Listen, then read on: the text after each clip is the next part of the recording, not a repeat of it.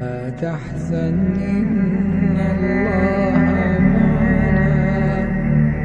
لا تحزن إن الله معنا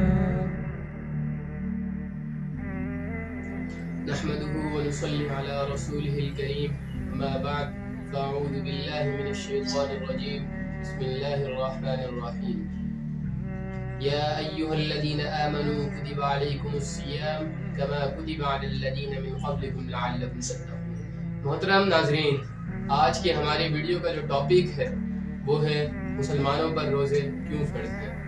جیسا کہ میں نے ابھی ایک قرآن مجید کی آیت کریمہ تلاوت کی جس کے اندر روزے کی فرضیت کے بارے میں بتایا گیا اور ساتھ ساتھ یہ بھی بیان کیا گیا کہ ہم پر روزہ کیوں فرض ہے، لعلکم تتقون، تاکہ تم متقی بن جاؤ اور پرہیزگار بن جاؤ۔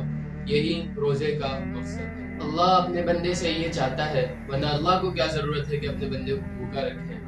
اللہ تو چاہتا ہے کہ میرا بندہ پرہیزگار بنے، متقی بنے، تقویدار بنے، گناہوں سے بچے۔ اسی لیے اللہ تعالیٰ نے ہم مسلمانوں پر روزے فرض کیے ہیں۔ بخاری شریف کی ایک حدیث ہے کہ جس کا مفہوم ہے کہ جو شخص جھوٹ اور جھوٹے کاموں سے نہیں بچتا تو اللہ کو اس کے بھوکا اور پیاسا رہنے کی کوئی ضرورت نہیں۔ اللہ تو یہ چاہتا ہے کہ میرا بندہ متقی بنے، میرا بندہ پرہیزگار بنے، میرا بندہ جھوٹے کاموں سے بچے، ورنہ اللہ کو کیا ضرورت ہے کہ وہ اپنے بندے کو بھوکا رکھے۔ ایک ماں کو دیکھ لیں، کیا وہ چاہے گی کہ میرا بچہ بھوکا رہے؟ نہیں، تو وہ تو مالک ہے، وہ تو 70 ماؤں سے بھی زیادہ پیار کرتا ہے، وہ کیسے چاہے گا کہ میرا بندہ بھوکا رہے اور میرا بندہ پیاسا رہے۔ ماں کے پیار کو دنیا کے کسی ترازو میں تولا نہیں جا سکتا، اور اللہ تو مالک ہے۔ ماں کو اپنے بیٹے سے اتنا پیار کیوں ہے؟ کیونکہ اس نے اپنے بیٹے کو چنا ہے، اور اللہ تو مالک ہے، اس سے تخلیق کیا ہے، تو اللہ کو کتنا پیار ہوگا پھر اپنے بندوں سے۔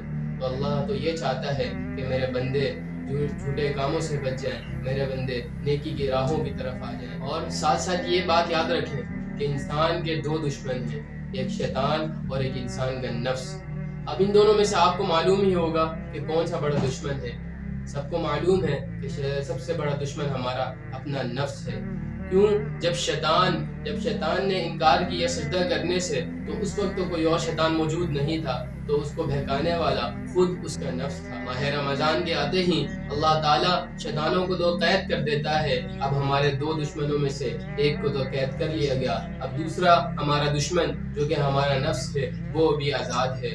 اگر ہم نے اپنے نفس پر قابو پا لیا تو شیطان اگر چھوٹ کر بھی آ جائے تو وہ ہمارے نفس کا کچھ نہیں بگاڑ سکتا، لیکن اگر ہم اپنے نفس پر قابو نہیں پا سکے تو شیطان کو ہم اپنے نفس کی وجہ سے اپنوں پر حاوی کر لیں گے۔ اب ہمیں اپنے نفس پر قابو کرنا ہے، اور ہم اپنے نفس پر قابو کیسے کریں گے؟ تو اس کے لیے ہمارے پاس 3 چیزیں ہیں۔ نمبر 1 خاموشی کا خنجر، نمبر 2 بھوک کی تلوار، نمبر 3 تنہائی کا نیزہ۔ یہ 3 چیزیں ہیں جن کے ذریعے سے ہم اپنے نفس پر قابو پا سکتے ہیں، اور اس میں سے ایک چیز بھوک کی تلوار بھی ہے۔ یعنی انسان جب روزہ رکھتا ہے تو وہ اپنے نفس کو قابو میں لا سکتا ہے۔ تو ہمیں چاہیے، ہمیں اللہ تعالیٰ سے یہ دعا کرنی چاہیے کہ اللہ تعالیٰ ہمیں متقی اور پرہیزگار بننے کی توفیق عطا فرمائے، اور ہمیں برے کاموں سے بچنے کی توفیق عطا فرمائے۔